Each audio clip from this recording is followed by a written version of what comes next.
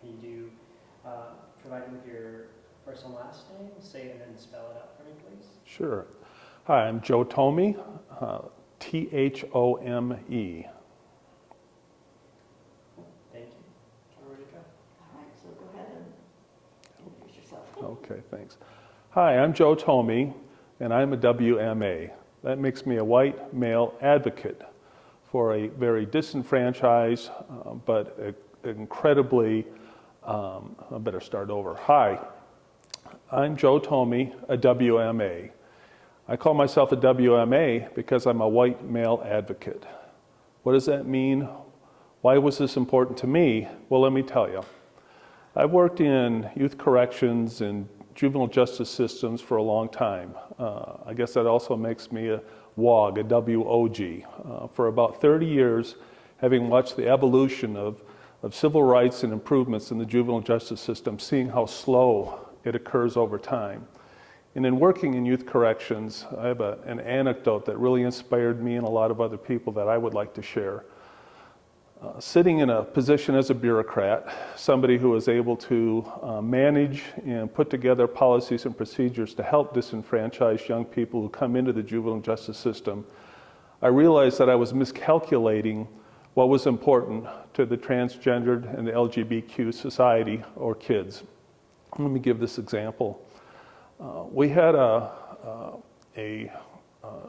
young lady, born a boy, who came into our youth correctional program in the middle of the change. Was very angry, was very disenfranchised. The family had pushed him away. He had an aunt who was barely hanging on, and an advocate and an attorney, and that's about it. Well, when he came into one of our facilities, she was first put into the boys' pod over her objection, because that's what we understood. Taking a look at a driver's license, this is where this person goes. She was picked on, bullied, got in fights, got more charges, and was simply defending herself.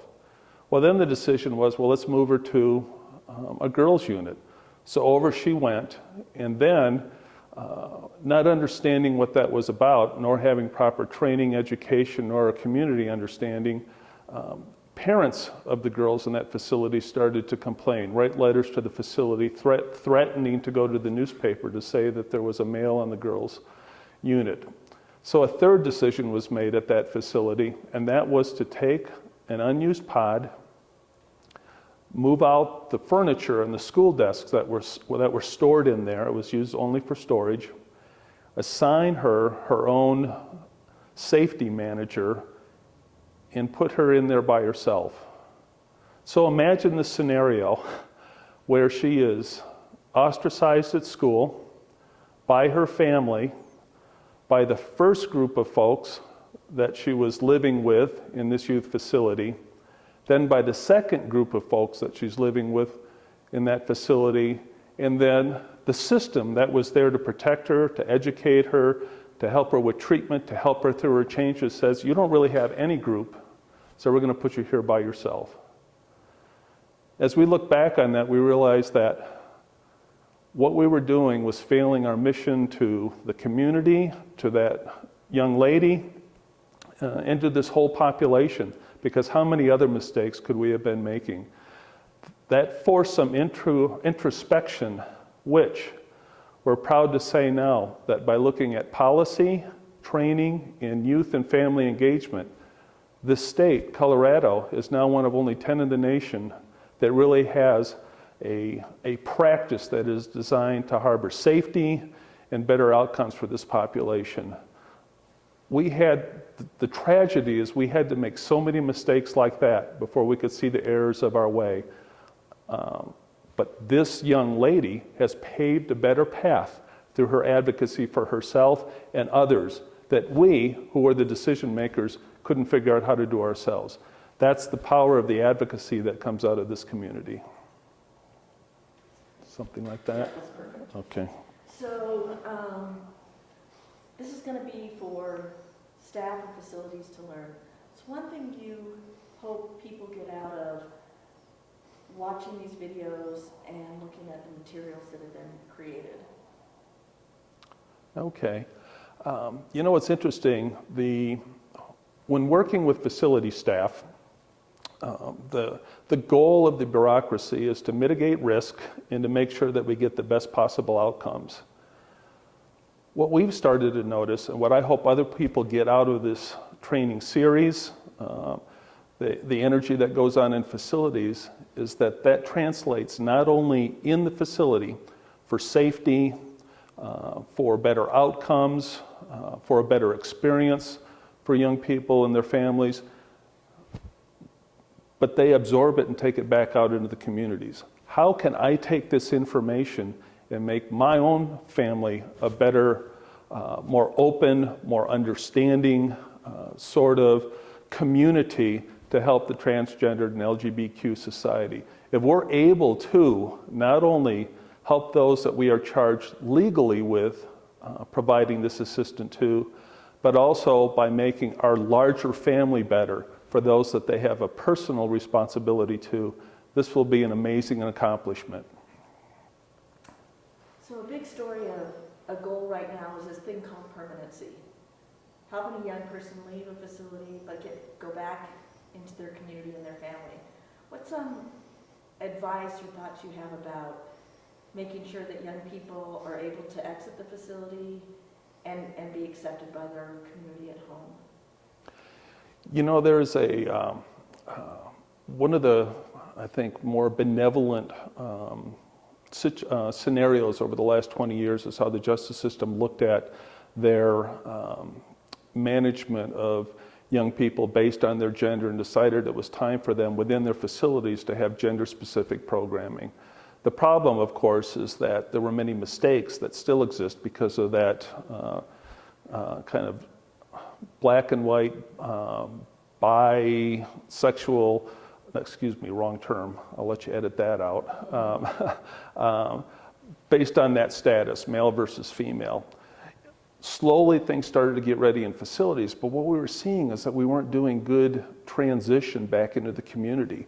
While we're finding programming in facilities that is self-selected in some ways based on the identity of a young person, that stopped when that person went out of that facility. We need to have, our communities need to be using that same sort of inquiry, that same sort of understanding, and the same alignment of programming based on a young person's identity as we're seeing in facilities. It is hugely ironic that as complicated of a place as juvenile institutions are in terms of the ability to help young folks, in some ways they're starting to do a little bit better job than communities are. So my advice is that as we prepare transition plans into the community, bringing the providers into the facilities so that they can coordinate and collaborate around the case plan and the treatment plan, get to know the young people before they go out, so that those folks, those young people, can go into programming that is better matched with what their individual needs are. If you were going to think about, and so although this is Colorado specific, we don't want to say too much about Colorado, can you talk a little bit about the uniqueness of small communities and rural communities, especially for young people that might be gay and coming into facilities and going back home? Yeah, you know, it's interesting. I think it's something like 84% of young people who identify as LGBTQ, transgender, are verbally harassed in the school environment. A percentage, somewhere along 40%, are physically harassed, and at least 1 in 4 have reported being physically assaulted. Now imagine a scenario where exposure to such a complex social, psychological, and other perspectives is much less understood simply because of the lack of resources. What this means is that a young person can be picked up out of their home community, go into a facility maybe hundreds of miles away, and then transition right back into the same scenario where they were shunned and completely misunderstood by a school district that perceived their not going to school perhaps as some sort of conduct disorder instead of a way of trying to protect themselves. My advice under those scenarios is, as a young person is transitioning, the system has to accompany that young person back to their community to help them set up systems of safety. So if I was a juvenile parole officer and a young person was leaving one of our facilities, my ability to go and ensure that they had safe housing, that they were aligned with the programming they needed, that the community and that the service providers understood the situation that that young person had gone through or is going through, is fundamental in terms of not only expanding the ability to help someone who's transitioning back home, but educating that community. The community has an obligation to keep them safe and not shun them, but the juvenile justice system can be the facilitator of that. So this will be kind of a hard thing, so I don't want to get into hiring stuff.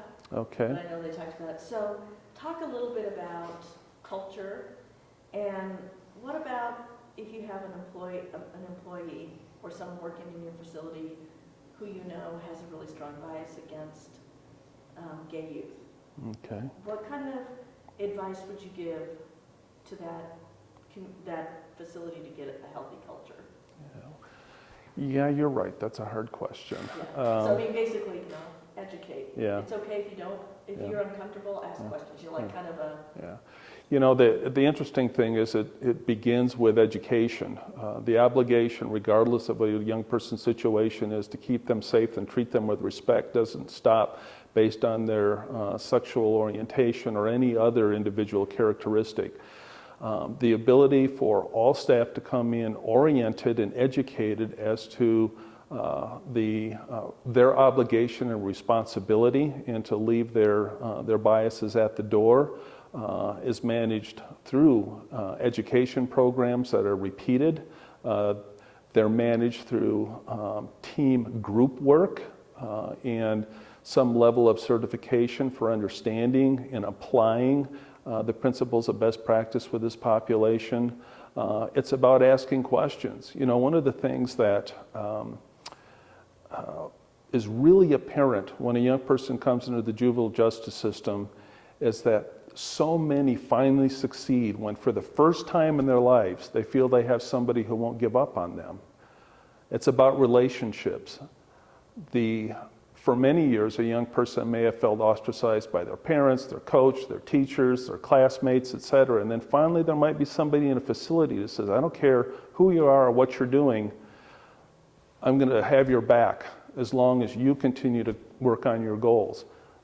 By reaching out as a staff person and understanding the issues, the questions they might have, everything from, from expectations around showering to what clothes to wear, but also the issues that a young person might face under such circumstances. They start to develop that relationship, and their biases and attitudes truly do. We start to see them change. And even if that change is slow, that relationship creates a safer facility, and that's in everybody's best interest. And then I have just one more question. Over the years of working in the juvenile justice system, what are some of the kind of glimmers of hope or model programs or things you've seen people do that you really say, I wish we could do more of it or would do more of it? Okay. You know, there are many programs out there that are very much focused on the individual needs that are assessed when a young person comes into the juvenile justice system. What is common to all those programs, though, is when they are successful, and so I'm going to talk about the big picture here, is having youth who are informed and helping the managers of the juvenile justice programs determine how best to run those programs. Youth engagement and family engagement help everywhere along the way, from orientation to running the programs to helping shape what the outcomes look like to ensuring that it's the sort of program that a young person can trust and feel that they're making some progress with, and then finally having everybody prepared for when that young person steps back into the community to live a healthy lifestyle.